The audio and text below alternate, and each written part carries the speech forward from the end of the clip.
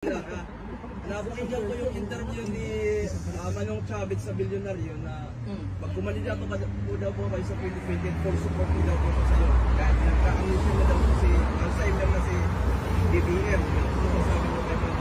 Well, nagpapasalamat ako kay former Governor Chavit Singson. In fact, tumatawag siya sa akin twice bago yan lumabas ang interview. Tumawag siya sa akin. Twice ko din na hindi nakatanggap yung call niya, na miss call lang siya. Tapos nung nag-message naman ako sa kanya na tatawag ako, hindi na siya nakasagot, baka busy din kasi. So, nagpapasalamat ako sa kanyang suporta. At isa siya sa mga tao na kilala ko na maayos kausap at may prinsipyo na tao. Napakinggan ko yung interview ni Manong Chavit sa Bilyonaryo na pag kumandidato ka po daw po kayo sa 2020, full support po daw po sa iyo. Kahit nagka-anusyon na daw po si Alzheimer na si BBM.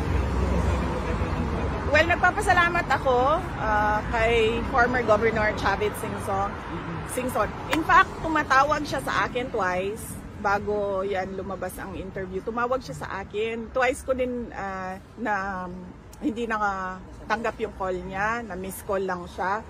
Tapos nung nag-message naman ako sa kanya na tatawag ako, hindi na siya nakasagot, baka busy din kasi.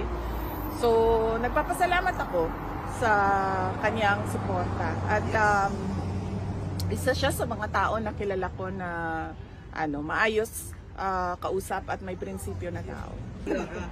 Napakinggan ko yung interview ni Manong Chavit sa Bilyonaryo na pag kumandidato ka po daw po kayo sa 2020, full support po daw po sa iyo. Kahit nagka-anusyon na daw po si Alzheimer na si BBM. Well, nagpapasalamat ako kay former Governor Chavit Singson. In fact, tumatawag siya sa akin twice bago yan lumabas ang interview. Tumawag siya sa akin. Twice ko din na hindi nakatanggap yung call niya.